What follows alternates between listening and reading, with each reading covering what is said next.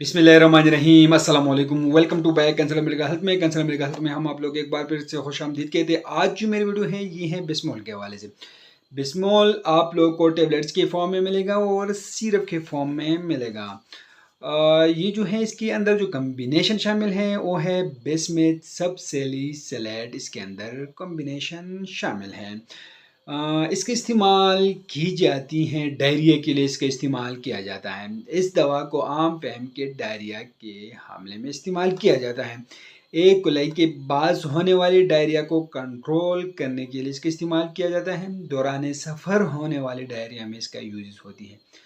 मतली के लिए इसका इस्तेमाल किया जाता है। बदहज़मी के लिए इसका यूज़ होती है और खराब पेट के लिए इसका इस्तेमाल किया जाता है। डायरिया के लिए, मतली के लिए इसी बिस्मोल सिरप का इस्तेमाल किया जाता है। इसका एक्शन ये है कि जब दवा मैदा में जाती है तो ये मैदा में पहुंचकर दो हिस्सों में बंट जाती हैं।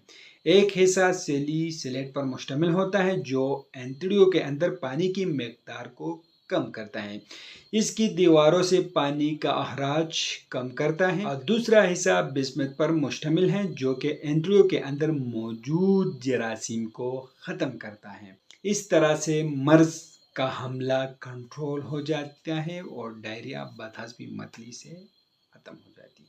कंट्राइंडिकेशन इन लोगों में आप लोग जो बिस्मोल है, बिस्मिथ सब सैलिसिलेट है, इसको बिल्कुल आप लोग यूज़ नहीं कर सकते हैं। जिन मरीज़ों को एस्प्रिन से एलर्जिक हो तो उनमें आप लोग बिस्मोल सिरप का इस्तेमाल नहीं कर सकते हैं।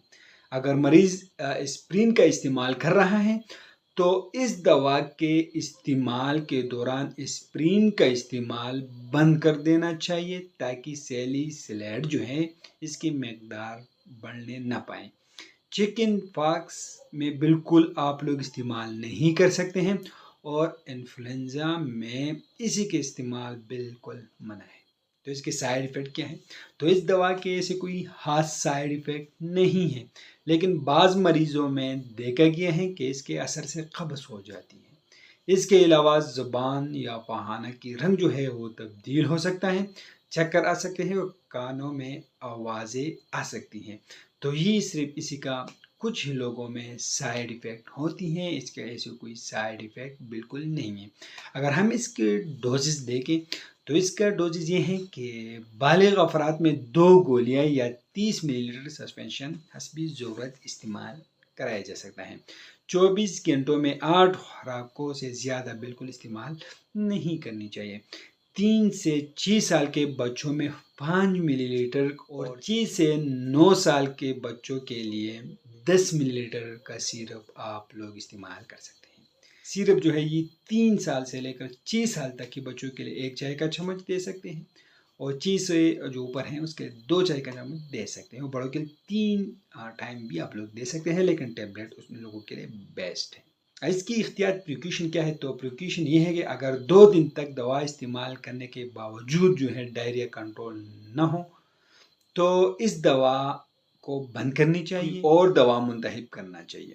मैदे के अल्सर में भी आप लोग इसका इस्तेमाल कर सकते हैं, लेकिन आप लोग इसको चिकन पॉक्स और इन्फ्लुएंजा में बिल्कुल इस्तेमाल नहीं कर सकते। इसकी आप लोग को और भी मार्केट में बहुत सारे ब्रांड्स मिलेगा, लेकिन जो यूज़ होने वाले हैं मार्केट में ज़्यादातर तो वो है बिस्मोल, बहुत ज़्यादा यूज़ हो रही हैं।